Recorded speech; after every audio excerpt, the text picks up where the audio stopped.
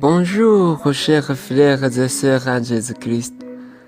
Où que vous soyez, je suis très ravi de vous avoir retrouvé à ce rendez-vous précieux afin de partager avec vous la parole de Dieu, le pain descendu du ciel. L'apôtre Jean, dans son deuxième épître, a dit au 4e verset, « J'ai été fort réjoui de trouver de tes enfants qui marchent dans la vérité selon le commandement que nous avons reçu du Père. » Donc, la vérité avait déjà commencé à être une préoccupation des apôtres pendant cette période néo-testamentaire. Vous vous souvenez de ce qu'a dit l'apôtre Paul à Timothée au chapitre 4, verset 3.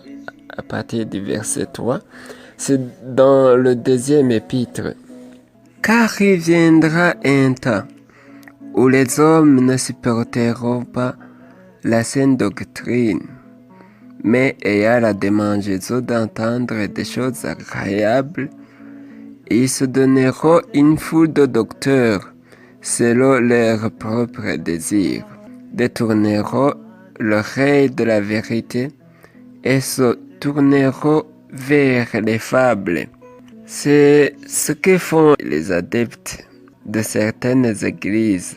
Les faux docteurs ne sont plus aujourd'hui rares. Ils sont partout, un peu partout. Beaucoup de soi-disant pasteurs, apôtres, prophètes, etc., mais qui sont en réalité des bourreaux de cœur. Ils trompent les adeptes que Dieu considère le cœur et non le corps. Mais sérieusement, en vérité, Dieu considère le cœur uniquement. Ah non, ce n'est pas vrai. Cela a des conséquences importantes sur la conduite des chrétiens. Vous les entendrez dire de la grâce de Dieu, de la bonté de Dieu, de la puissance de Dieu, des miracles, etc. Mais leur corps n'ont rien changé du tout. Des faux cheveux sur les têtes, le phare, l'habillement indécent, etc. Enfants de Dieu, que dit l'épître de Paul aux Romains, chapitre 12? Lisons ce passage au nom de Jésus-Christ. Commençons à partir du verset 1er. Je vous exhorte donc, frères, par compassion de Dieu, à offrir vos corps comme un sacrifice vivant, saint, agréable à Dieu, ce qui sera de votre part un culte raisonnable. Ne vous conformez pas au siècle présent, mais soyez transformés par le renouvellement de l'intelligence, afin que vous discerniez quelle est la volonté de Dieu, ce qui est bon, agréable et parfait. Vous avez entendu, vous avez lu avec moi que Dieu a besoin que vous offrez vos corps comme des sacrifices vivants, agréables à Dieu. Il ne considère pas uniquement le cœur, mais aussi il a besoin que vos corps lui soient offerts. Lisons aussi dans le premier épître de Paul aux Corinthiens, chapitre 3, nous allons commencer à partir du verset 16. Ne savez-vous pas que vous êtes le temple de Dieu et que l'Esprit de Dieu habite en vous? Si quelqu'un détruit le temple de Dieu, Dieu le détruira, car le temple de Dieu est saint, et c'est ce que vous êtes. Pourquoi alors vous voulez changer le temple du Saint-Esprit, le temple de Dieu, en temple du diable, lui permettant de mettre des tresses artificielles, remplaçant le naturel que Dieu avait mis, et qu'il est agréable de mettre cette chevelure?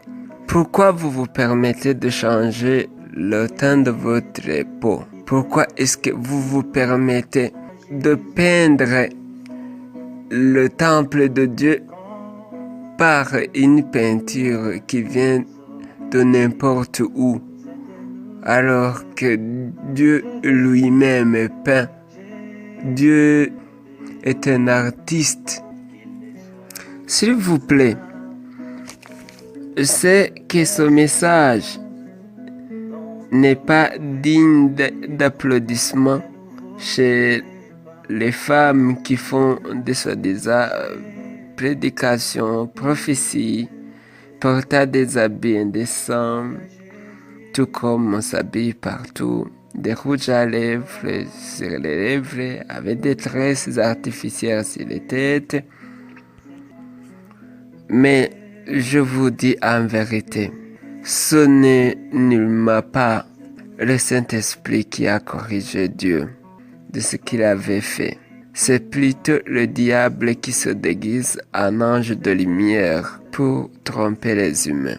Si vous croyez à ces soi-disant serviteurs de Dieu, répondez-moi juste à cette question.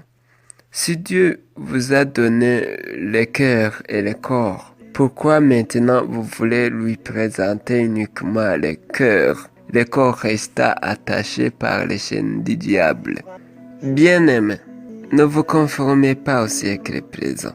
Certains le font parce qu'ils ont une alliance diabolique d'opérer des miracles par le pouvoir reçu dans les sectes secrètes au nom de leur maître, mais car il n'est pas le temps que son maître se manifeste, on fait manifester le nom de Jésus. Ne les imitez pas, car il faut ce qu'ils connaissent, mais vous qui les imitez, vous faites ce que vous ne connaissez pas.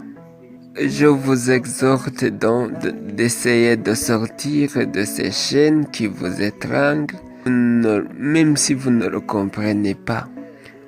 Dieu ne peut pas se mépriser lui-même. Il sait bien à chaque race la couleur de peau qu'il a donnée, la chevelure qu'il a donnée. Merci bien de m'avoir écouté. Si vous savez bien que vous êtes égaré, criez fort au berger. Le bon berger, il est prêt à sauver toute brebis à l'agonie par les chaînes du malin. Je m'appelle Olivier Nikigongwe. Que Dieu vous bénisse, vous tous qui allez donner à Jésus vos cœurs et vos corps entièrement. Je vais prier un peu de mots pour terminer. Prions au nom de Jésus-Christ. Seigneur Jésus-Christ, je te remercie que ce message vient d'être écouté par ton enfant. Je te supplie de l'aider à laisser au diable tout ce qui lui appartient et te donner tout ce qui est de lui. Je prie ainsi au nom merveilleux de Jésus-Christ. Amen.